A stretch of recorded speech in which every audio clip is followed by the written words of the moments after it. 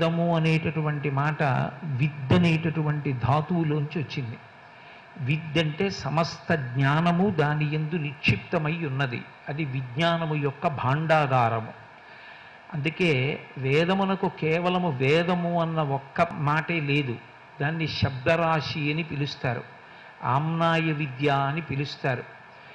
అనేకమైనటువంటి పేర్లతో వేదం పిలవబడుతుంది. శృతి అని దానికి ఇంకొక పేరుంది, ప్రమాణము అని ఇంకొక పేరుంది. అటువంటి వేదమునందు కేవలము ఒక మనుష్యుడు అనుష్ఠించవలసినటువంటి విషయములను గురించి మాత్రమే కాకుండా ఈ సృష్టికి సంబంధించినటువంటి అనేకమైనటువంటి రహస్యములు వేదముల యందు ఉన్నాయి. అథర్వణ వేదాన్ని జాగ్రత్తగా పరిశీలనం చేస్తే అందులో ఆధునికమైనటువంటి శాస్త్ర పరిజ్ఞానములకు సంబంధించినవి ఉన్నాయి. అలాగే అందులో శరీరానికి వచ్చేటటువంటి అనేక రకములైనటువంటి అనారోగ్యములకు చికిత్సా విధానము నిర్దేశింపబడి ఉంది. రాజ్య పరిపాలన చేసేటటువంటి వారు ఏ సమయమునందు ఎటువంటి నీతిని పాటించవలసి ఉంటుంది, ఒక సభ తీర్చినప్పుడు సభలో పాటించవలసినటువంటి నియమాలు ఎలా ఉంటాయి, సభాపతి అన్నవాడికి ఉండవలసినటువంటి లక్షణం ఏమిటి, సభాపతి ఎలా కూర్చోవాలి, సభాపతి ఎలా నడిపించాలి, సభాస్వరూపం ఎలా ఉంటుంది, రాజనీతి అన్న మాటకి ఉండేటటువంటి లక్షణం ఏమిటి, రాజదండం పట్టుకుని శాసనం చేసి ప్రజలను పరిపాలించేటటువంటి వ్యక్తికి తెలిసి ఉండవలసినటువంటి విషయాలు ఏమిటి, అలాగే బ్రాహ్మణులు యజ్ఞయాగాది క్రతువులు చేయించేటప్పుడు వాళ్ళకి ఏ విషయాలతో పరిచయం ఉండాలి, యజ్ఞయాగాది క్రతువులు చేయించేటప్పుడు ఏ ప్రయోజనాల్ని ఉద్దేశించి చేయించవచ్చు, వేణియందు అభినవేశము ప్రవేశము వ్యక్తి కోరకూడదు దగ్గర నుండి ఎన్నో విషయాలు చెప్పబడ్డాయి. వేదం ఎంత సున్నితమైన విషయాన్ని కూడా స్పృశిస్తుంది అంటే, ఒక వ్యక్తి పంచె కట్టుకోవలసినటువంటి విధానాన్ని, ఒక పంచె నేయవలసినటువంటి విధానాన్ని కూడా వేదం చెప్తుంది. మన ఇష్టం వచ్చినట్లుగా భగవదారాధన చెయ్యడానికి వీలు లేదు. ఒక భగవదారాధన చేసేటప్పుడు ఎలా ఉండాలి, ఆచమనం చేసేటప్పుడు ఎలా ఉండాలి, దైవారాధన చేసేటప్పుడు ఎలా ఉండాలి, భోజనం చేస్తే ఎలా చెయ్యాలి, అన్నం శరీరంలోకి వెళ్ళి ఎలా రక్తంగా మారుతుంది, ఎందువల్ల శక్తిగా మారుతుంది, నీటికి ఉదకమన్న పేరు ఎందుకు వచ్చింది, మేఘమండలంలోంచి ఎందుకు మెరుపులతో కూడి వర్షం పడుతుంది, పిడుగులు పడకుండా వర్షం పడాలంటే ఎటువంటి యజ్ఞం చేయించవలసి ఉంటుంది, ఆ యజ్ఞము ఏ కాలమునందు చెయ్యవలసి ఉంటుంది, ఉత్పాతములు ఎందుకు సంభవిస్తాయి, దేశంలో ప్రమాదకరమైనటువంటి పోకడలు ఎందుచేత ఏర్పడతాయి, ఇన్ని విషయాల్ని కూడా వేదం మాట్లాడుతుంది. అయితే వేదము యొక్క ప్రధానమైన లక్షణం ఏది అంటే, వేదము అపౌరుషేయము. అపౌరుషేయము అంటే వేదము ఒకరి చేత రచింపబడినది కాదు. శ్రీరామాయణాన్ని వాల్మీకి మహర్షి రచించారు, మహాభారతాన్ని వ్యాసభగవానుడు రచించాడు. వేదాన్ని ఒకరు రచించారు అని చెప్పడం సాధ్యం కాదు. అందుకే దానికి అపౌరుషేయము అని పేరు. వేదము అపౌరుషేయమైతే అసలు ఎవరి నుండి వచ్చింది అంటే భగవంతుడి నుండి వేదం వచ్చింది. అప్పుడు భగవంతుడు ముందా వేదం ముందా అని అడిగారనుకోండి, యథార్థముగా మాట్లాడాలి అంటే భగవంతునకు వేదమునకు అభేదము. ఈశ్వరుడే వేదము, వేదమే ఈశ్వరుడు. ఎందుచేత అంటే మీరు ఒకటి గుర్తుపెట్టుకోండి, నేను నా ఊపిరి రెండు విడివడి వేరుగా ఉండం. భవతి అని సంస్కృతంలో ఒక మాట, ఉన్నాడు ఉన్నది అని. ఉన్నాడు, ఆయన ఉన్నాడు అని గుర్తు ఏమిటి, ఊపిరి తీయడమే గుర్తు. యావత్ పవనో నివసతి దేహే తావత్ పృచ్చతి కుశలంగేహే గతవతి వాయౌ దేహాపాయే భార్యా బిభ్యతి తస్మిన్ కాయే అంటారు శంకర భగవత్పాదులు. ఎంతసేపు ఊపిరి తీసి ఊపిరి విడిచిపెడతాడో అంతసేపు బాగున్నారా బాగున్నారా అని అడుగుతారు. ఆ ఊపిరి తీసినది విడిచిపెట్టకపోయినా, విడిచిపెట్టిన ఊపిరిని లోపలికి తీయకపోయినా మా తండ్రి గారు శరీరం విడిచిపెట్టేశారని, ఏ తండ్రికి తన కాలు తగిలినంత మాత్రం చేత రెండు చేతులతో కళ్ళకద్దుకుని నమస్కరించినటువంటి కుమారుడే అంత్యేష్టి సంస్కారం చెయ్యడానికి కొత్త కర్రల మీద గడ్డి పరిచి ఆ శరీరాన్ని పడుకోపెట్టి కొత్త తాటితో కట్టి తీసుకెళ్లి అగ్నిహోత్రమునందు సంస్కారం చేసేస్తాడు. ఆ ఊపిరియే ఆ వ్యక్తి ఉన్నాడు అనడానికి గుర్తు. ఊపిరికి వ్యక్తికి అభేదం. ఇప్పుడు ఈ ఊపిరి ఉన్నది కాబట్టే నేను ప్రసంగించగలుగుతున్నాను. ఊపిరి ఉంది, అందుకని తీసిన ఊపిరిని విడిచిపెట్టేటప్పుడు వ్యయం చేసి వాక్కుగా మారుస్తున్నాను. ఇప్పుడు కోటేశ్వరరావు గారి ఊపిరా, రెండిటిలో ఏది ముందు అని అడిగారు అనుకోండి, ఆ ప్రశ్నకి జవాబు ఉండదు. నేను ఏనాడు మొట్టమొదట మా అమ్మ కడుపులో ఊపిరి తీశానో ఆనాడు నేనున్నాను అన్నది ప్రారంభం. కాబట్టి ఊపిరియే ఉన్నాడు అనడానికి గుర్తయితే భగవంతుని యొక్క ఊపిరి కూడా భగవంతుడు ఉన్నాడు అనడానికి గుర్తు. ఆయన ఊపిరియే వేదమై ఉన్నది, అంటే ఆయన వాక్కులే వేదము. ఈశ్వరుడు మాట్లాడాడు. ఎందుకు మాట్లాడాలి ఈశ్వరుడు అంటే, మనుష్య జన్మ ఎత్తినటువంటి వాడు తరించడానికి కావలసినటువంటి మార్గాన్ని మనకి అందించాలి. 84 లక్షల జీవరాశులున్నాయని వేదం చెప్తోంది. అందులో జరాయుజములు, అండజములు, శ్వేతజములు, ఉద్భుజములు అని ప్రాణులు 4గా వస్తాయని చెప్తోంది. జరాయుజములు అంటే మావి చేత పుడతాయి, అండజములు అంటే గుడ్డు బద్దలై అందులోంచి వస్తాయి, ఉద్భుజములు అంటే భూమిని చీల్చుకుని పైకొస్తాయి చెట్లు మొదలైనవి, స్వేదజములు అంటే చెమటలోంచి పుడతాయి పేలు మొదలైనటువంటివి. ఇందులో 83,99,999 ప్రాణులకు కర్మాధికారము లేదు. శాస్త్రాన్ని ఆధారం చేసుకుని నేను ఇలా ప్రవర్తిస్తాను అని ప్రవర్తించి తన యొక్క ప్రవర్తన చేత ప్రీతి పొందిన భగవంతుని యొక్క అనుగ్రహము చేత కలిగినటువంటి జ్ఞానము వలన తాను తరించి ఇక మళ్ళీ పుట్టవలసిన అవసరం లేని పునరావృత్తి రహిత శాశ్వత శివ సాయుధ్య స్థితిని పొందగలిగినటువంటి అర్హత ఏ ఇతర ప్రాణికి లేదు. అటువంటి అర్హత కలిగినటువంటి ప్రాణి కేవలము మనుష్యుడొక్కడే. అందుకే శంకరాచార్యుల వారు అసలు మనుష్య శరీరం పొందడమే ఒక అద్భుతము అన్నారు. దుర్లభం త్రయమేవైతత్, 3 దొరకవు ఈ భూమండలంలో. అందులో మొట్టమొదటిది ఏది అంటే మనుష్యత్వం. మనుష్యునిగా శరీరాన్ని పొందడం అంత కష్టం. ఎందుచేత అంటే మనుష్యునికి ఒక్కనికే బుద్ధి ఉన్నది, ఆ బుద్ధి ఉన్నది, వాక్కు ఉన్నది, ఈ 2 ఉన్నది ఒక్క మనుష్య ప్రాణికే. బుద్ధి చేత యుక్తాయుక్తములను నిర్ణయించుకుంటాడు. నేను ఇది చేయవచ్చా, ఇది చెయ్యకూడదా నిర్ణయించుకోవడానికి బుద్ధి ఉన్నది. ఆ బుద్ధి సక్రమంగా ప్రచోదనమైతే నిర్ణయాలు సక్రమంగా ఉంటాయి. నిర్ణయాలు సక్రమంగా ఉంటే కర్మాచరణము సక్రమంగా ఉంటుంది. కర్మాచరణము సక్రమంగా ఉంటే లోకమంతా శాంతిగా ఉంటుంది. అందుకే ఎక్కడ ఏ పూజ చెయ్యండి, ఆ పూజ యొక్క ఫలితంగా మనం ఏమడుగుతామంటే ధియోయోన ప్రచోదయాత్ అని అడుగుతాం. మా బుద్ధులు ప్రేరేపింపబడుగాక. బుద్ధులు రాక్షసత్వాన్ని పొందనంత కాలం సమాజము ప్రశాంతంగా ఉంటుంది, ఏ ఇబ్బంది ఉండదు. ఆ బుద్ధులు కానీ వక్రించాయా పరమ ప్రమాదకరమైనటువంటి లక్షణములు ఏర్పడతాయి. మనుష్య శరీరమునకు ఉన్నటువంటి గొప్ప సాధనము బుద్ధి. 2వ సాధనము వాక్కు. మాట్లాడగలిగినటువంటి లక్షణం ఒక్క మనుష్య ప్రాణికే ఉంది, ఏ ఇతర ప్రాణి లోకంలో మాట్లాడదు. కేవలము మాట చేత తరించిపోగలడు మనిషి. ఏమి చేశాడన్న దానితో సంబంధం లేదు. భగవన్నామాన్ని పలికి తరించిపోతాడు. ఒక్క రామనామం పట్టుకుని శ్రీరామనామం నిరంతరం పలికినంత మాత్రం చేత ఆ వ్యక్తి యొక్క పాపరాశి దహింపబడి ఉత్తమమైనటువంటి గతుల్ని పొందుతాడు. అంత మాత్రం చేత ప్రతి వ్యక్తి భగవన్నామాన్ని పలుకుతానంటే పలకడం సాధ్యం అవుతుందా? అవదు. అలా పలకాలన్న బుద్ధి కూడా ఈశ్వర కటాక్షంగానే కలగాలి. అందుకే నేను భగవన్నామం పలుకుతానని పెద్దలన్న వారెవ్వరూ అనలేదు. రామదాసు గారు కూడా హరునకు విభీషణనకు అద్విజకున్ తిరుమంత్రరాజమై కరికి నహల్యకున్ ద్రుపదకన్యకు నర్తి హరించు చుట్టమై బరగిన ఎట్టి నీ పతితపావన నామము నాదు జిహ్వపై నిరంతరము నటింపచేయుమిక దాశరథి కరుణాపయోనిధి అని అడిగాడు. రామనామాన్ని నా నాలుక మీద నర్తింప చెయ్యవయ్యా రామా అని అడిగాడు తప్ప నేను నీ నామాన్ని పలుకుతానని చెప్పలేదు.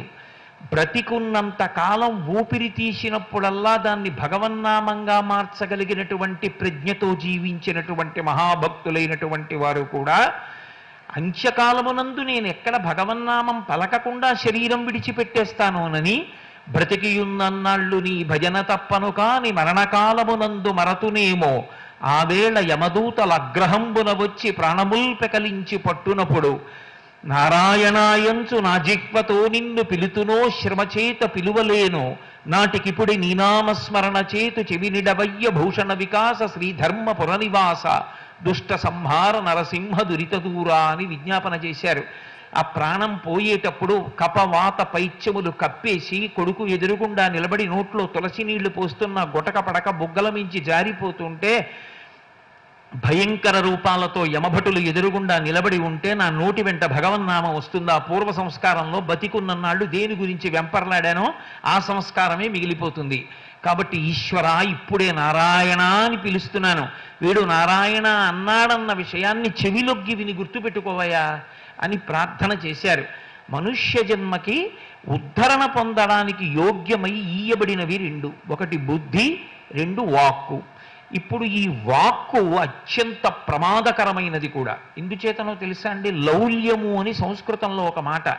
లల్ ధాతువు వేస్తే దానికి గుర్తు ఏమిటంటే భోగానుభవమును పొందుతూ ఉంటాడు అని గుర్తు. ఒక రూపాయి ఖర్చు లేకుండా సంతోషంగా గడిపేయడానికి తేలిక మార్గం ఏమిటంటే అక్కర్లేని మాటలన్నీ మాట్లాడుతుండడం. నన్ను అడిగితేనండి అని జోక్యం చేసుకుంటాడు. ఎవరు అడగలేదు ఆయన్ని. నన్ను అడిగితేనండి అన్నవాడు అడిగితే చెప్పాలి, అడగకపోయినా చెప్తూ ఉంటాడు, మాట్లాడుతూనే ఉంటాడు. ఒక రోజు మొత్తం మీద ఎక్కడా భగవత్ సంబంధమైన విషయ ప్రస్తావన చేసి తరించడు. దాని వలన పునర్జన్మకి హేతు అవుతుంది.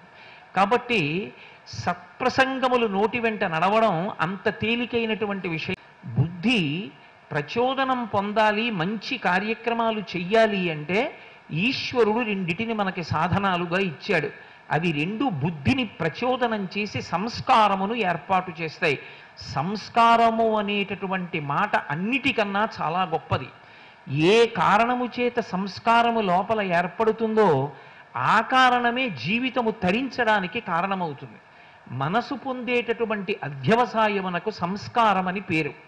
ఆ సంస్కారము కేవలము చదువు వలన ఏర్పడుతుంది అంటే చెప్పడం చాలా కష్టం. అలా అయితే వేదాలన్నీ చదువుకుని ఘనపాఠి అయినటువంటి రావణాసురుడికి మంచి బుద్ధి కలిగిందా? కష్టం. తపస్సు చేసిన మారీచుడికి కలిగిందా? అంతమంది మహర్షులు వచ్చి చెప్తే వినగలిగిన అదృష్టం ఉన్న దుర్యోధనుడికి కలిగిందా? విదురుడు పక్కనే కూర్చుని అన్ని చెబితే చదువుకోగలిగిన వాడు, రాజపదవిలో ఉన్నవాడు, తెలుసుకోగలిగినవాడు ధృతరాష్ట్రుడికి కలిగిందా? కలగలేదు. ఆ మంచి బుద్ధి కలగాలి అంటే సంస్కార వైభవము కలగాలి. సంస్కార వైభవము లోపల ఉందనుకోండి, సంకల్పములు ఉత్తమమైనవి జనిస్తాయి. ఉత్తమమైన సంకల్పములు ఎవరి నుండి వస్తాయంటే ఉత్తమమైన సంస్కారం ఉన్న వారి నుండి వస్తాయి. సంస్కారము లేని సంకల్పం ఎక్కడి నుంచి వస్తుంది? ఓ పసిపిల్ల ఏడుస్తూ ఉంటుంది, అక్కడే కూర్చుని ఉంటాడు ఎవరో భిక్షాటన చేస్తూ. ఎంతోమంది వెళ్ళిపోతూ ఉంటారు, ఎవరో ఒక్కడు మాత్రం అయ్యో పసిపిల్ల ఏడుస్తోందయా అన్నం లేక అని గబగబా వెళ్ళి ఓ బిస్కెట్ల ప్యాకెట్ అయినా పట్టుకొచ్చి ఇస్తాడు. లోపల సంస్కారం ఉంది, అది సంకల్పముగా ఆవిష్కృతమవుతుంది.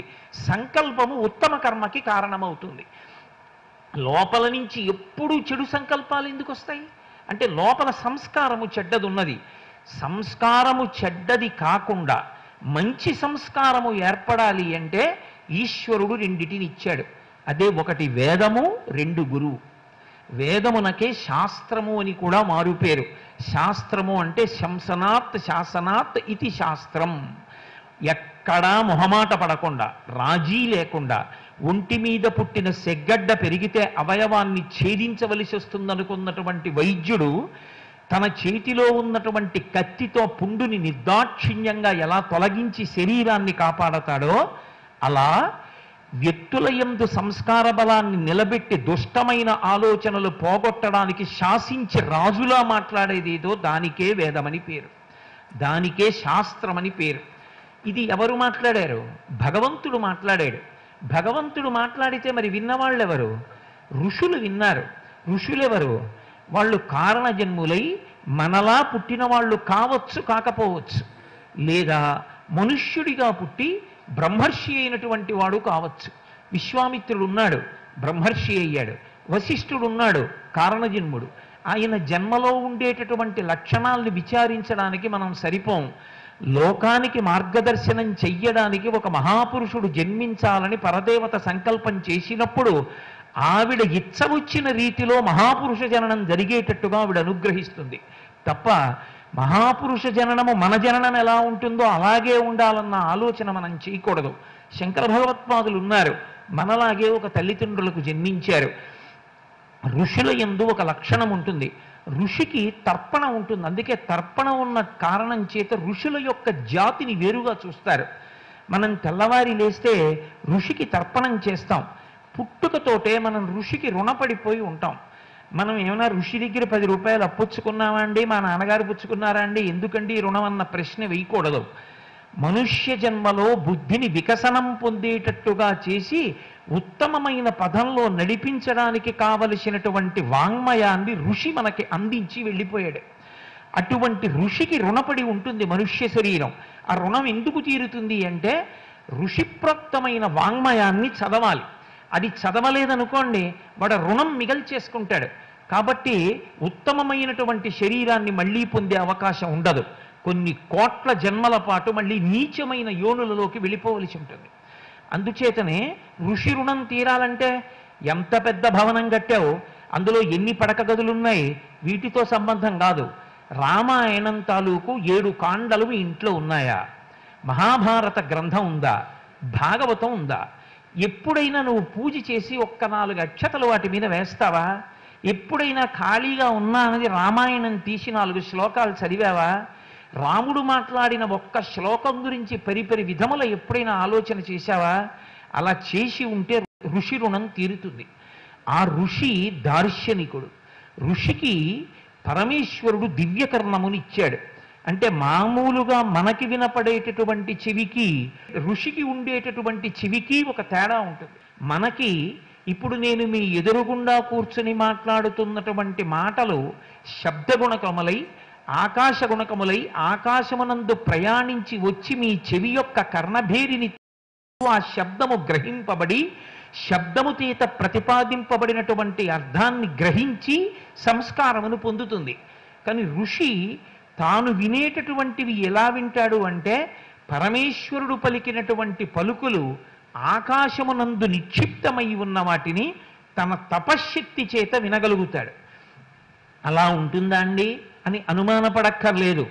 మనింట్లో మనం పెట్టుకున్నటువంటి దూరదర్శనానికి సంబంధించినటువంటి ఒక చిన్న పెట్టే ఎక్కడో అంతరిక్షంలో ఆకాశంలో వెళ్ళిపోతున్నటువంటి శబ్ద తరంగాల్ని దృశ్య తరంగాల్ని మనం ఇంటి మీద పెట్టుకున్నటువంటి ఒక యంత్రం సహాయంతోనే పుచ్చుకుని మన ఎదుటగా జరుగుతున్న కార్యక్రమంలా చూపించగలుగుతోందే.